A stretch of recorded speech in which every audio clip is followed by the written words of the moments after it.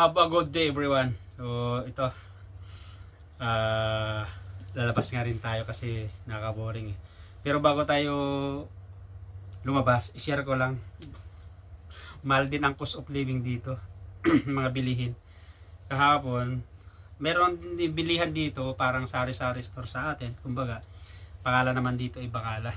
May nakita akong mangga. Ang bili ko dito is 400 pills.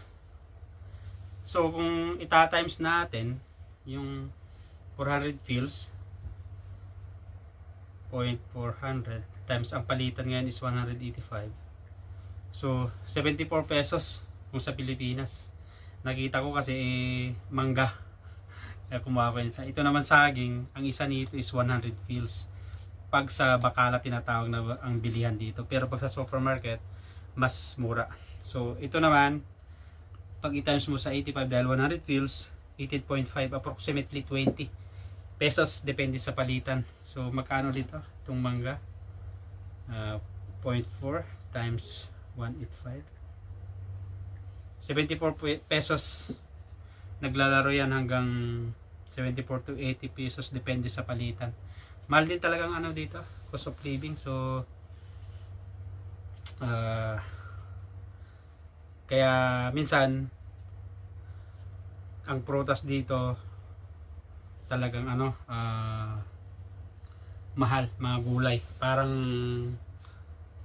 nag-ulam ka na rin ng mga meat, karne pag gulay ang binili mo.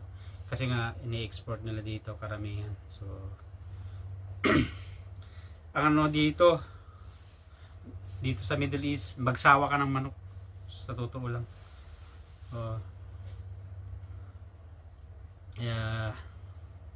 Yan talaga.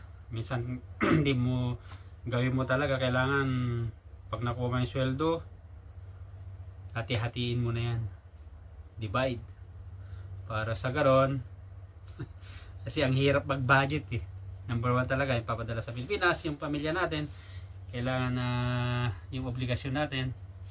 Pero talagang ganyan buhay. So let's go, lalabas din ako. Have a nice and great day to all of you.